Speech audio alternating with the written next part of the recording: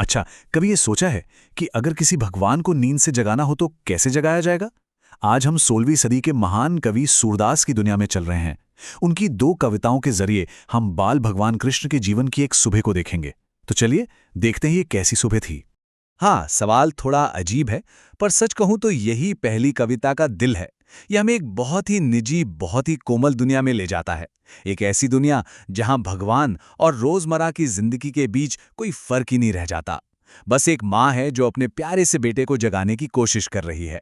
तो सबसे पहले बात करते हैं इन शब्दों के जादूगर की, सूरदास। उनकी सबसे बड़ी कला ये थी कि उन्होंने कृष्ण को एक सर्वशक्तिमान देवता की तरह नहीं, बल्कि एक प्यारे नटखट बच्चे की तरह देखा। मतलब उन्होंने भगवान को ऐसे दिखाया कि वो अपने से लगते हैं, बिल्कुल घर के बच्चे जैसे। तो पहली कविता की शुरुआत होती है एक माँ और बेटे के बीच की प्यारी सी सुबह से। यह सीन तो किसी भी घर में आम हो सकता है, लेकिन यहाँ जो बच्चा सो रहा है वो कोई आम बच्चा नहीं है। तो यशोदा आखिर अपने बेटे को जगाती कैसे हैं? वो कोई डांट नहीं लगाती, ना ही चिल्लाती हैं, बल्कि वो तो अपने आसपास की प्रकृति को ही अपनी आवाज बना लेती हैं। जरा यशोदा की कोमलता तो देखिए, वो धीरे धीरे कृष्ण को सुबह होने के सबूत दे रही हैं। वो कानों में फुसफुसाती हैं, देखो कमल के फूल खिल उठे हैं, रात में खिलने वाली कुमुदनी भी अब बंद हो गई है और सारे भौरे भी लताओं में छिप गए हैं। दिन निकल आया है मेरे लाल।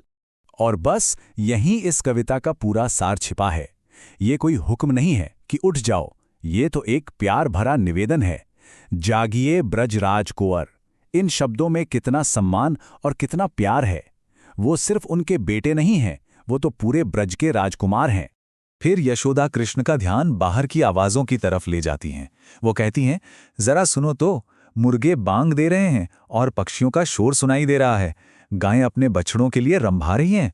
देखो, चांद की रोशनी भी फीकी पड़ गई है, सूरज निकल आया है और बाहर सब लोग सुबह के भजन गा रहे हैं। सारी दुनिया जाग गई है। अब ये तुलना देखिए, कितनी मजेदार है।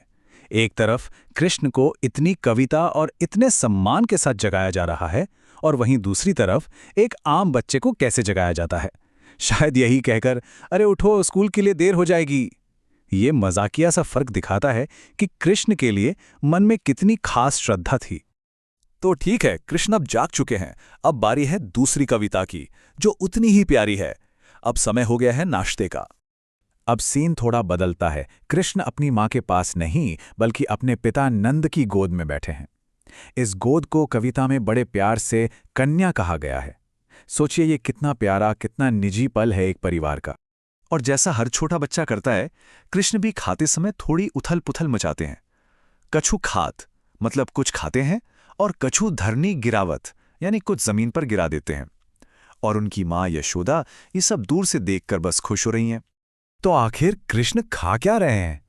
अरे उनके सामने तो बड़ी और बड़ा जैसे स्वादिष्ट पकवानों की पूरी दावत सजी है, लेकिन उनकी आंखें और उनका दिल सिर्फ एक ही चीज पर अटका हुआ है, और वो है मलाईदार दही।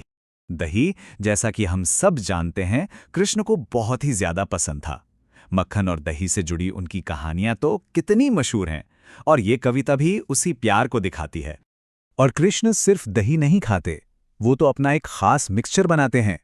वो मीठी मिश्री, मलाईदार दही और मक्खन को एक साथ मिलाते हैं, और फिर एक निवाला सिर्फ अपने मुंह में नहीं डालते, बल्कि उतने ही प्यार से अपने पिता नंद को भी खिलाते हैं।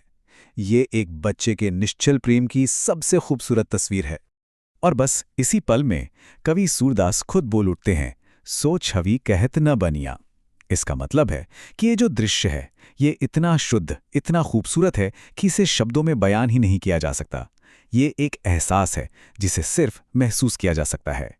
तो इस दिव्य सुबह को देखने के बाद, इस खूबसूरती को महसूस करने के बाद, कवि आखिर चाहता क्या है? कविता का अंत बहुत ही शक्तिशाली है। सूरदास कहते हैं कि उस एक पल में नंद और यशोदा को जो खुशी मिल रही थी, वो तीनों लोकों में भी कहीं नहीं मिल सकती थी। सोचिए, अपने बच्चे को खाते हुए देखने की एक साधारण सी खुशी, जब वो बच्चा खुद ब्रह्मांड का स्वामी हो, तो वो परम आनंद बन जाती है। तो यहाँ सबसे बड़ा सवाल उठता है, कवि अपने लिए क्या मांगता है? उसने अभी अभी ब्रह्मांड का सबसे सुंदर दृश्य देखा है। वो कोई धन दौलत, शोहरत या मोक्ष नहीं मांगता। नहीं, उसकी इच्छा तो बहुत ही विनम्र और बहुत गहरी है। और यहाँ कविता अपने शिखर पर पहुंच जाती है। मांगत सूर जुठनिया। सूरदास उस बाल भगवान का जूठा भोजन मांग रहे हैं। हमारी परंपरा में किसी देवता का जूठा भोजन प्रसाद माना जाता है, एक पवित्र तोहफा।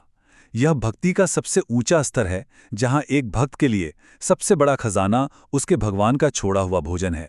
और यह हमें एक गहरे सवाल के साथ छोड़ जाता है, सच्ची भक्ति का असल में मतलब क्या है?